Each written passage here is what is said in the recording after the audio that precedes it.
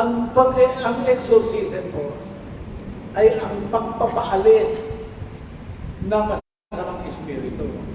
Pagkatuwid, bago mo gawa ng exorcism, kinakailangan tiyakin mo na mayroong masamang espiritu na kasapi.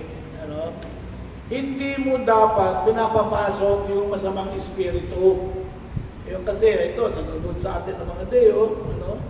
Naging kaugalian kasi ng iba nating mga nag-e-exercise sa deo, sapagkat tinuruan kayo ng kung sino man yun, na bago ninyo gawin ng exorcism, kakausapin niyo, sasabihin ko, sino man ang gumagambala ng taong ito, pag-utos ko, pumasok ka ngayon, pasok. Pinapapasok natin yung masamang espiritu. Kabaliktaran talaga yan sa pag-e-exercise. Yan ay naging laganap dahil pinayagan niya ng pinayagan, dahil hindi na lang kasi umimik, no? Pero sa totoo, hindi ko nakita si Nanay Nena na nagpapasok ng mga masamang espiritu. Lagi lang, pinaalis ang masamang espiritu, nililinis. At bago natin gawin yun, kinakailangan meron tayo ng discernment. Kaya po meron tayo, ang Deo, may counseling. Sa counseling, kinakausap muna po yung pasyente na mabuti. Inaalam kung ano ang kanyang nararamdaman, kung ano ang kanyang iniisip. No? Doon sa pakikipag-usap ng ganoon, unti-unti nakikita natin kung ito nga ba ay merong sagabal na espiritual o ito meron lang konting problema. Baka nag-away ito ng asawa nila. Ang exorcism, sa totoo lang, karamihan ng sakramento ay merong siyang aspeto ng exorcism. Bakit? Kasi sa sakramento, pumapasok ang biyaya, ang grasya. Halimbawa, sa pagbibinyag. Sa pagbibinyag, tinatanggal ang iyong original sin. Tinatanggal lahat yung nakakulumdong sa atin, nakatiliman. At pinapapasok ang banal na espiritu. Pagka nandiyan ang banal na espiritu, hindi pwedeng kasipin niya yung masamang espiritu. Okay? So, alis talaga ang masamang espiritu. Baptism, confirmation, lalo na confirmation. Di ba? Holy Eucharist, Holy Order, matrimony, penal, karo na. Di ba? Last sacrament, 1906. Di ba? So, lahat ng pitong sakramento ay in effect, de facto, is merong elemento ng exorcism. Magkumpisan ka, tanggal ang kasalanan mo, malinis ka na, wala ka na masamang dito. Yeah? Okay. Okay, pero, bago na, hindi lang tao, kundi pwede din sapian ng masamang espiritu, mga bagay. Okay? Pwede din. Bakit? Kasi yung mga bagay na ginagamit sa katamaan, mga bagay na ginagamit na panakot, ginagamit na pangkulang, yan ang tinatahanan ng mga espiritu, ng masamang espiritu. Kaya nga, yan naman sa Deo, mahigpit natin pinagbabawal ang mga miyembro natin na magtago o gumamit ng anting. No? Ang problema kung minsan yung ating mga exorcist mismo, yung nakukuha nilang anting, tinatago, ay yun ang ginagamit. Bira naman di ba? Yan ang nakita natin sa isa nating kapatid. Kinukuha yan, dinudurog at sinusunog. Hindi pwedeng tago. Pagka meron tayong ngayon na meron ganun, nagtatago, automatic dapat yun, di ba lang? Ngayon, sasabi ko na dito ngayon, noon, ako nagsasabi, pagka kayo nakitaan, nakipaglalaro kayo, o nagtitipong kayo ng anting, sino man kayo, automatic, di ba lang? Parang katulad din po yan sa simbahan Katoliko. Divorsyado ka, nagdiborsyo ka na, tapos nagkukumunyon ka pa, nang hindi walang pahintulot, di ka pa nakapagkukupisan, automatic, excommunicated ka de facto. Ine-excommunicate mo na ang sarili mo. Bakit? Sapagkat harapan at tahasan mong pinili na huwag nang sumunod sa kautusan ng simbahan. Paano ka ba naging kabahagi ng simbahan? Kung ayaw mo naman sundin ang batas ng simbahan tungkol sa Ano ba? Pakikiapin, pangangalo niya, at saka yung pinagbabawal ng pangungumunyon kapag ka ikaw ay nasa sa ilalim ng matinding kasalanan. Ganon din tayo sa dayo. Diba? Tayo nagsasanay upang magpagaling ng mga sakit at magpaalis ng masamang espiritu, pero nagtatago tayo ng mga gamit at mga object na mayroong saping masamang espiritu. Mga tuwid, hindi na sumusunod, hindi na tumatalima sa patakaran ng Deo at sa katuruan ng Deo na alam naman nilang ginagawa nila, alam naman nilang nilalabag nila, mga tuwid, hindi na dapat maging kasama ng Deo. Automatic tiwalag yan. Ay, hindi pa naman ako tinitiwalag ni Tatay Rotan. Eh, tiniwalag mo na sarili mo. Ano pang kailangan ng tiwalag ko Deo, di ba? Okay. Exorcism can also be performed on its own as a unique right if necessary. Yan ang pinag-uusapan natin, ano? Exorcism refers to two things. First, it is the act of driving out or warding off demons or evil spirits from persons, places, or things which are believed to be possessed or infested by them, or are liable to become victims or instruments of their malice. Ayan. Ang exorcism ay ang pagpapaalis o pagtataboy, okay, ng mga masasamang espiritu na maaari o naandun na, nakasapi na sa mga tao, no, nakasapian ng tao, o maaaring sapian pa ang tao. Paano maaaring sapian ang tao? Halimbawa, yung open channel. Kita na natin yan, may mga tao na makakalabit lang ng konti, meron na kagad masamang espiritu na mapasok. Meron tayo mga miyembro na yan. No? Kailangan sa mga taong gano'n ay permis, inaalagaan, pinapantayan. No? Hindi pinapabayaan sila pagka mayroon ng emosyon na nervyos o galit o lungkot, gano'n. Para sa gano'n, hindi madaling sapihan. Okay. Pangalawa, ang ibig sabihin po ng exorcism ay nakangahulugan na ito'y ginagamit sa pagpapalis ng espiritu, lalo na ang solemn authoritative adjuration of the demon. Ang adjuration ay yung pag-utos, no? Yung talagang solemn sa Tagalog, ano?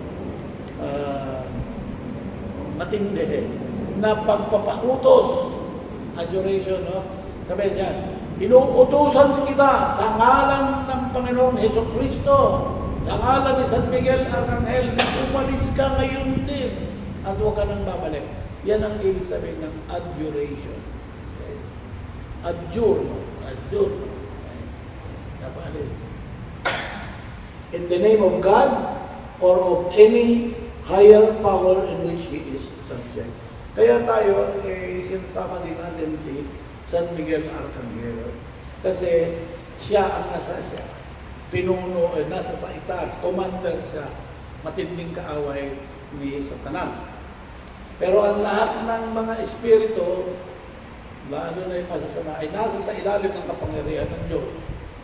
At sa pangalan ni Hesukristo, yung pangalan ni Hesukristo, ibinigay yan sa pamamagitan ng kababaang loob ni Hesukristo, nandito sa liham ni San Pablo Apostol sa mga taga-Pilipos, na sinabi, dahil sa kanyang kababaang loob, bagamat siya ay nasa uri ng Diyos, hindi niya tinuring ang kanyang pagka-Diyos na isang bagay na maging kapurihan, pagkos tinanggap niya ang kanyang pagkatao. Sa kababaang loob, kaya nga pati na ang kamatayan sa krus ay kanyang tinanggap na pinakamababang uri ng kamatayan. Na dahil sa kanyang kababaang loob, minarapat ng Panginoong Diyos, nabigyan siya ng pangalan na mas mataas at mas banal kaysa sa lahat ng mga pangalan, kaya sa mismong sambit ng kanyang pangalan, ang lahat ay luluhod at lahat ng bibig ay magbubuni sa kanyang kadakilaan magpakailanman. Every knee shall bend and every mouth shall proclaim unto the glory of the Lord that Jesus Christ is Lord. Kaya po dyan, sa pagsalitang yan, ang pangalan ni Kristo ang pinakamakapangyarihan na sandata ng pagpapaalis ng mga masamang espiritu. At ito po yung talagang inaano natin sa lahat ng mga Kristiyano. Kasi utos talaga ito ni Kristo na ginagawa na dapat gawin. As Christ gave authority to His apostles to forgive sins and to heal in His name, He also delegated to them the authority to exorcise demons. Kasabay yun eh. Kasabay yun. No? Sabi niya, patawarin ninyo ang mga kasalanan. Pagalingin ninyo mga may sakit. Paalisin ninyo ang mga masamang espiritu. Utos niyan. Okay? The church has continued to do so from the time of Jesus hanggang ngayon. Okay, exorcism, ito na, ganito yun. Exorcism can be done in several ways, many ways. Number one, breathing on the possessed. Kasi tayo, pag nasa state of grace tayo, okay, ang Holy Spirit ay nasa atin. At pag inihipan natin ang tao, iniihip natin ang Banal Espiritu. Yung aming instrumento, si Sister Nena, kung mag-exercise yun, inihipan yung possess. At makikita ninyo talaga, grabe, naglilisi ka pa talaga doon. Titingnan niyo Sister Nena, tutumba. Ano? Wala na. Wala na. Biglang magaling. Ano? Nakakapagtaka. Bakit na nagagawa yun? Kasi constantly siya in the state of grace, constantly siya united with the Holy Spirit. Nasa kanyang Holy Spirit. Yun naman ang tubo ng madasalin. Yun ang tubo ng laging nasa state of grace. Yun ang yung tubo eh. Kasi mananahan sa iyo ang Banal Espiritu. Pag nanahan sa iyo ang Banal Espiritu, mabisa, patiginin mo. Di ba? Okay. Sign of the cross. Yung sign of the cross, o yung paglapat din ng cross, kukurusan mo na ganyan, o lalapatan mo ng cross. Pagka ang tao ay possessed, mag-react. Sigurado yan. Pero kung first day lang ng mens niya, hindi mag-react yun. Kung potassium imbalance, hindi mag-react yun. Pero kung possessed yan, naniwala ka. Sasalita ka pa lang ng pangalan ni Kristo, ang gulo na. Nagkakagulo-gulo na tayo. Oo, totoo. Subukan mo pumapalag. Yan ang krus mo, papalag. Diba? At pagka dinikit mo ang krus na ganyan, talaga nakita ko na eh. Pag dinikit mo yung krus ng ganito, nagmamarka. Yun, possess talaga. Yun, possess talaga. Okay. The cross. Laying of the hands. Ito yung mga ginagawa ng presbyter, yung mga sabihin ng taong simbahan. Ito yung ginagawa ng mga born again. At tayo din talaga, yan ang unang-unang ginagawa na, di ba, yung mga pare, di ba? Nung Father's Day, sabi ni Father, lahat yung inyong kanang kamay, ilahad natin, stretch out, di ba? Yun ang laying of the hands. Bakit? Ang kanang kamay po kasi is the hand of power. Yan ang ating pinagkakamay sa kapwa, yan ang ating pinaglalaban sa kalaban, yan ang ating ginagamit bilang tanda ng ating sarili. Kung ibinigay mo ang iyong kanang kamay, ibinibigay mo ang iyong sarili. Sprinkling of holy water, papaspasan natin ng holy water. Konti-konti lang. Presentation of the crucifix, yung pagpikit ng mga krus. Notice ito para sa kayo wala dito na nakalagay ng paggamit ng sinukuan at pakpak ng manok. Okay? Wala dito. Kaya pwede siguro idagdag natin bilang karagdagan, pero hindi bilang pangangailangan. Bakit? Kasi nasama yan sa ating kaugalian na gawa. Pero hindi yan talagang kasama sa gawain Kristiyano Katoliko. Bakit? ang pakpak ay hango sa budo. Dahil napatunayan sa ibang bansa na yung pakpak ng manok, nakagagapos o nakaka-attract ng espiritu, ng masamang espiritu. Pero ito ay for today. Kasi meron kami ginagamit na yung sinukuan, yun yung dignum. Ito ni Merlin. Dignum is like a kamagong. It is the wood of a tree, a palm tree, which is a desert palm.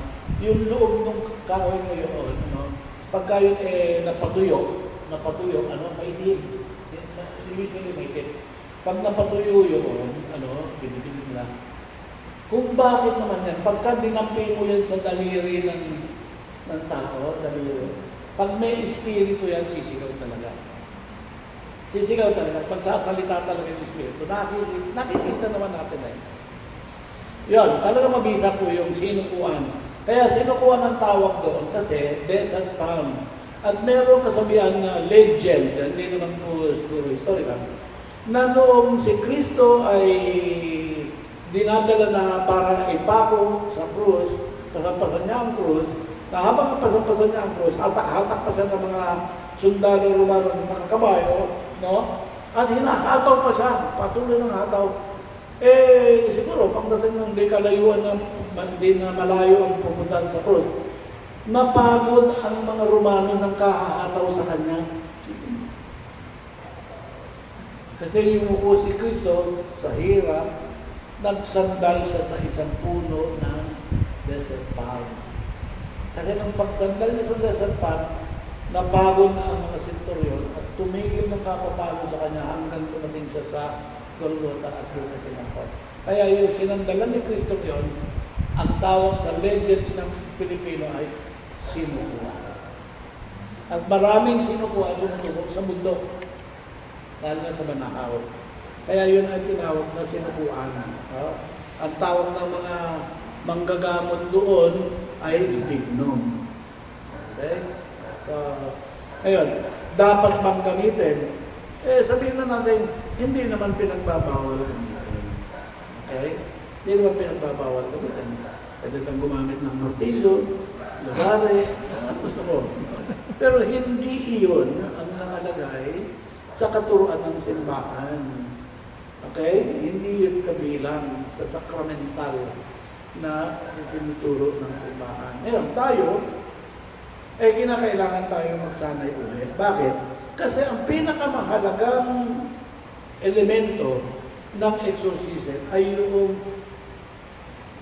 lakas ng ating loob, yung ating kumpiyansa sa loob, yung katiyakan natin na tayo ay nasa state of grace, at dahil nasa state of grace, we have the power of the Holy Spirit, which is a power stronger than the evil spirit. And tayo, mga lay people, nakalagay naman dito, kahit sino ay talagang pwedeng gumanap dito. At dapat gumanap dito dahil utos ito ng Panginoon eh. Ang common na method dito sa lahat na ito, yung reading, sign of the cross, laying of the hands, sprinkling of holy water, and presentation of crucifix, all of these methods is a simple and authoritative adjuration of the demon in the name of Christ. No magical superstitious means ought to ever be employed. Walang magic dito. Ang power dito is the name of Jesus. That is the power. Bagamat ang theology surrounding exorcism is not very well developed in the church, inaamin ng simbahan. Kasi, ano po ninyo, no? Yung araw, noong Middle Ages, ang kaparian, bago ka maging pare, di ba ngayon, bago ka maging pare, deacon na muna, di ba? Katapos mong maging deacon, for 1 year, I think, or 2 years, then you take your final vows, and then, you make your profession. Yung araw, pagkatapos mong mag-deacon, you enter into the order of exorcists.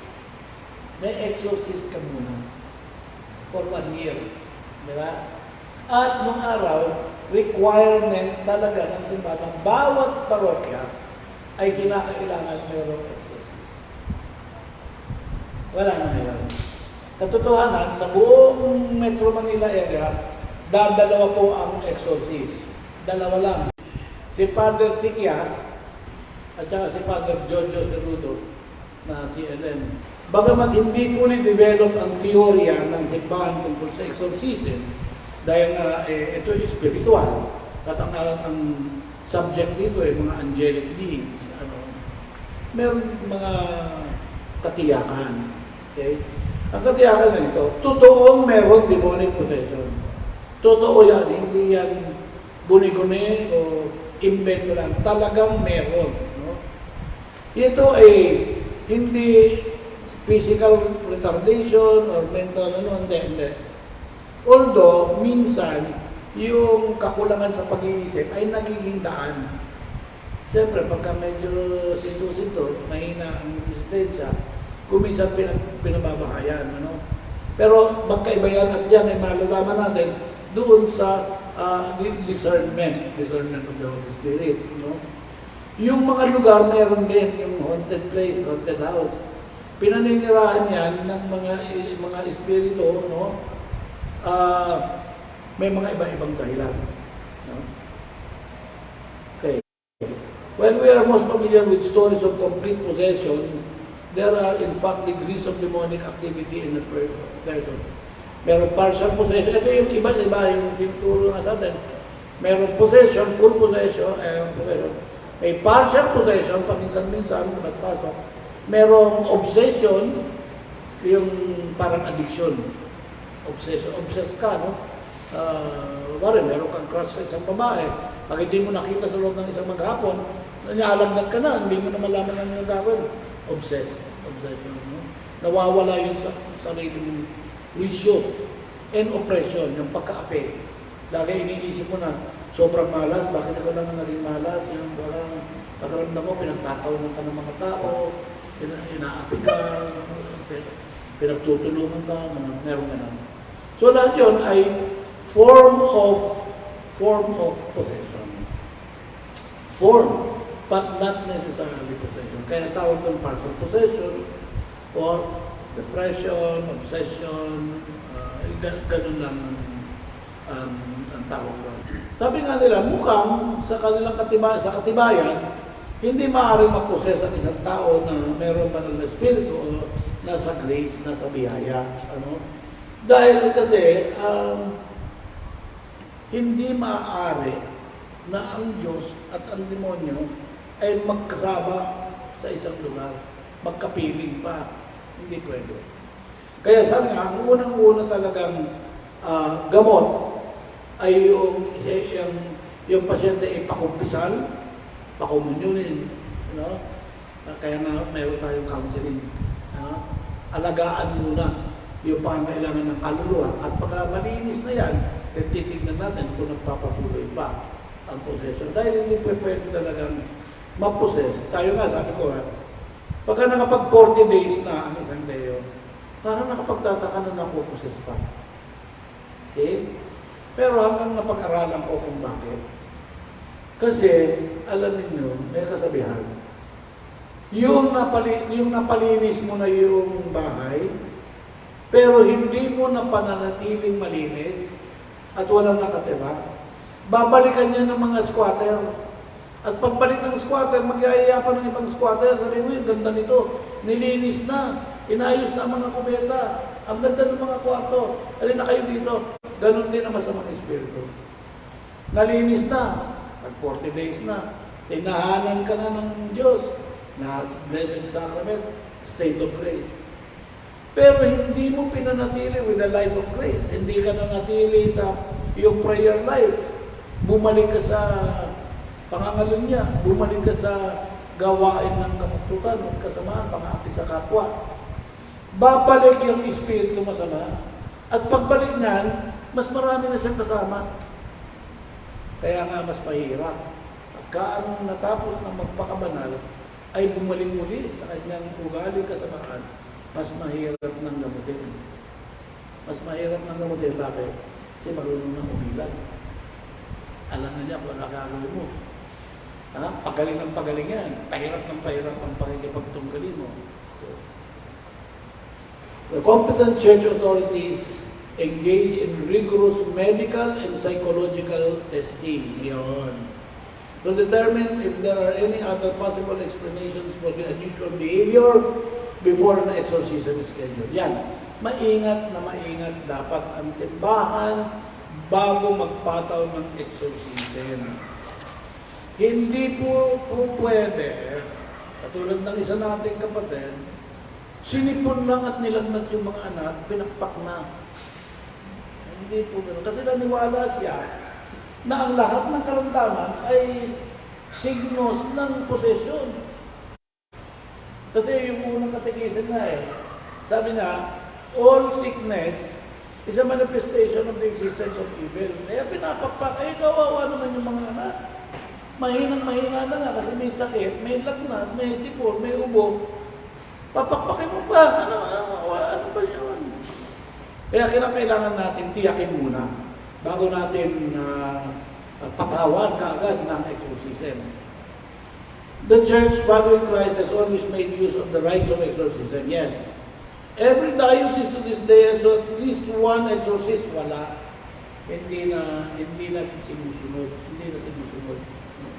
Sabi ko nga, ang buong Metro Manila, napakalaki, ilang diocese yan, yung tanas. Dalawa naman exorcist. Na ano pa talaga ang katotohanan? Ang katotohanan kasi po talaga is hindi na kaya ng pari na mag-exorcise dahil tinanggal yung order of exorcism. Tingnan niyo ito Bakit yung araw ng mga 1940s, 1950s, lahat ng mga parokya may exorcism? Number 2, bakit lahat ng magpapare after diaconate kailangan muna at least 1 year sa exorcism? Bakit tinanggal? Number 1, Number 2, alam ninyo, pagkatapos ng misa, nung araw, bata pa ako after every mass,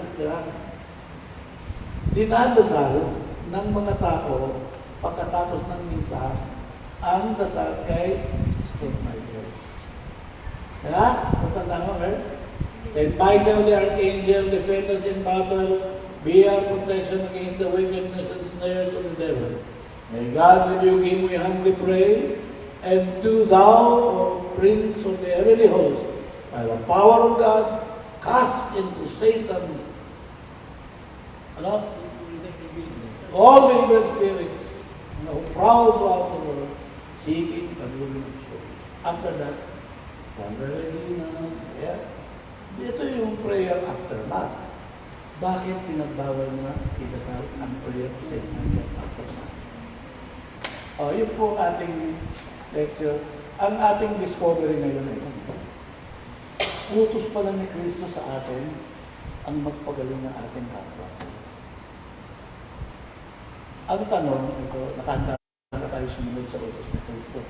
Ang dami ng utos ni Kristo, hindi natin sinusunod. Sa atin, ito nabasa lang naman yan. Utos ni Kristo. Go therefore into the world. Spread the good news of salvation. Heal the sick.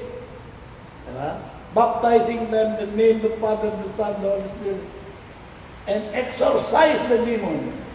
Utos yan. Nasa Ebanghelyo ni Mark, nasa Ebanghelyo ni Matthew. That is the Great Commissioning. That is the order, the marching order of Jesus for all Christians. For all Christians. So, dasal natin, sana, someday, makakasunod na rin tayo kay Kristo. Someday. Little by little. Okay?